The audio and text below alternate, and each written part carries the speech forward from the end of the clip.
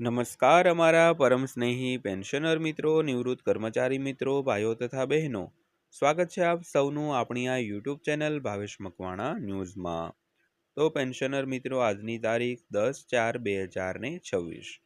તો આજના આ વિડીયોની અંદર આપણે વાત કરવાના છીએ જાન્યુઆરી 2024નો ડીએ વધારો જાહેર ન થતા પેન્શનરોના સંગઠને નાણામંત્રીને લખ્યો છે વિગતવાર પત્ર.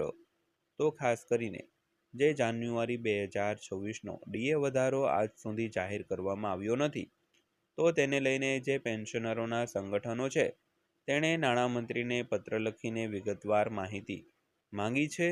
તો જેની આજના વિડીયોમાં વાત કરવાના છીએ તે પણ સંપૂર્ણ વિગતવાર. તો આજનો વિડીયો તમે ખાસ કરીને અંત સુધી જોઈ લેજો.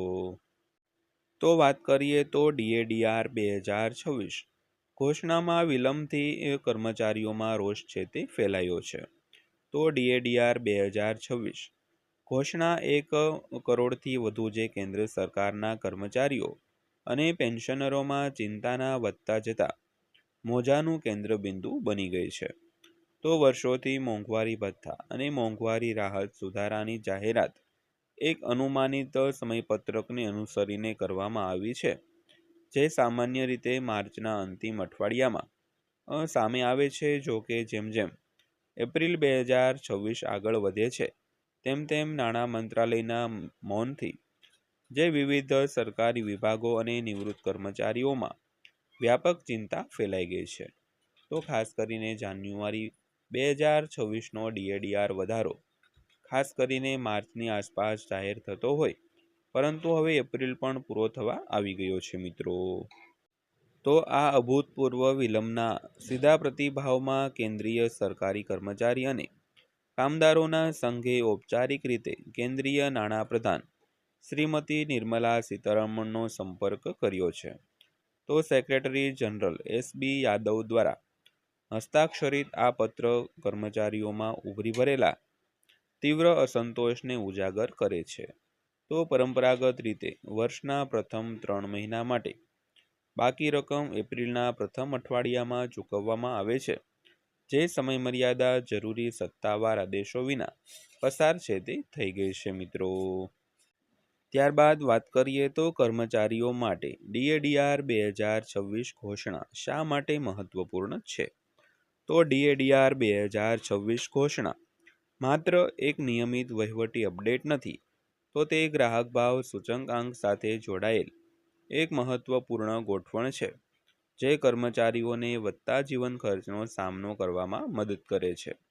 તો ફુગાવાને કારણે ઘરગથ્થુ બજેટ પર અસર પડે છે. તો આ ચૂકવણીમાં કોઈ પણ લાખો લોકોના જે નાણાકીય આયોજનને સીધી અસર કરે છે.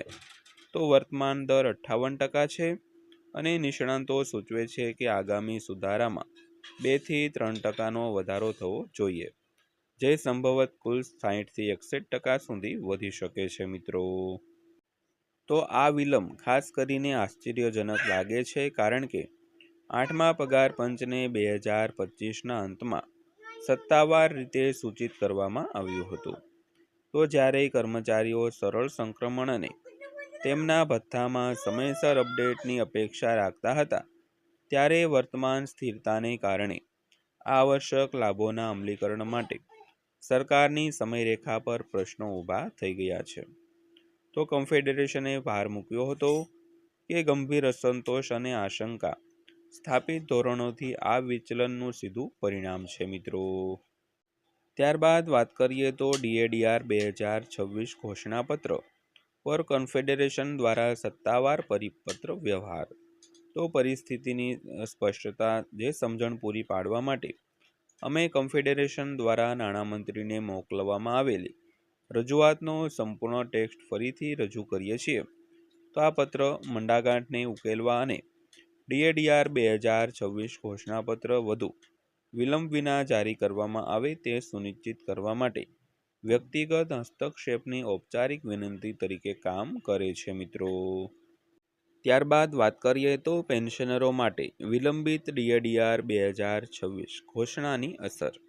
તો જ્યારે સક્રિય કર્મચારીઓ મુશ્કેલી અનુભવી રહ્યા છે, ત્યારે મોંઘવારી રાહત પર આધાર રાખતા વરિષ્ઠ નાગરિકો કદાચ આ વિલંબનો સૌથી વધુ ભોગ બની રહ્યા છે. તો ઘણા પેન્શનરો માટે આવશ્યક ચીજવસ્તુઓ અને આરોગ્ય સંભાળના ભાવમાં વધઘટ સામે ડીઆર એકમાત્ર બફર છે. તો ડીએડીઆર 2026 વિલંબનો અર્થ એ છે કે આ નિવૃત્ત લોકો તેમના વ્યાજબી બાકી ચૂકવવા માટે અને વધુ રાહ જોવાની ફરજ પાડવામાં આવે છે. તો જેનો ઉપયોગ સામાન્ય રીતે વર્ષના અંતના નાણાકીય જવાબદારીઓ અથવા તો તબીબી બિલોની પતાવટ માટે થાય છે મિત્રો.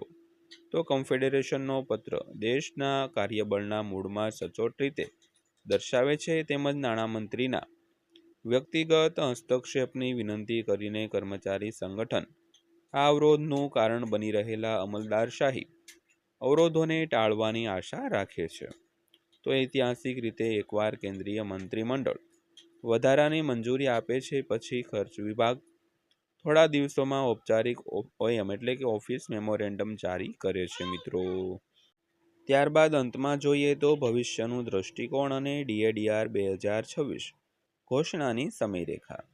તો એપ્રિલનો બીજો સપ્તાહ શરૂ થતાં બધાની નજર નોર્થ બ્લોક પર ટકેલી છે. તો ડીએડીઆર 2026 એ જાન્યુઆરી 2024થી પૂર્વવર્તી થવાની ધારણા છે. આનો અર્થ એ થયો કે વિલંબ સાથે પણ કર્મચારીઓને આખરે તેમના સંપૂર્ણ બાકી પગાર મળશે. જોકે વિલંબની માનસિક અસર અને એપ્રિલના પ્રથમ અઠવાડિયા ચૂકવણી ચક્રના વિક્ષેપથી કર્મચારીઓના મનોબળને પહેલેથી જ નુકસાન થયું છે. તો નિષ્કર્ષમાં સરકારે કોન્ફેડરેશન દ્વારા ઉઠાવવામાં આવેલી ચિંતાઓને દૂર કરવા માટે ઝડપી કાર્ય શરૂ કરવું જોઈએ. તો સમયસર ડીએડીઆર 2026 ઘોષણાપત્ર માત્ર ખૂબ જ જરૂરી નાણાકીય રાહત તરીકે પ્રદાન કરશે નહીં, પરંતુ કેન્દ્ર સરકારના કર્મચારીઓના કલ્યાણને સંચાલિત કરતી વહીવટી પ્રક્રિયાઓમાં તેમનો વિશ્વાસ પણ પુનઃસ્થાપિત કરશે. તો અમે પરિસ્થિતિઓનું નિરીક્ષણ કરવાનું ચાલુ રાખીશું અને સત્તાવાર આદેશો બહાર પડવાની સાથે જ અપડેટ્સ પ્રદાન કરીશું મિત્રો. તો ખાસ કરીને આવા જ પ્રકારની માહિતીઓ મેળવવા માટે આપણી આ ચેનલ તમે અત્યારે જ સબસ્ક્રાઈબ કરી લેજો મિત્રો.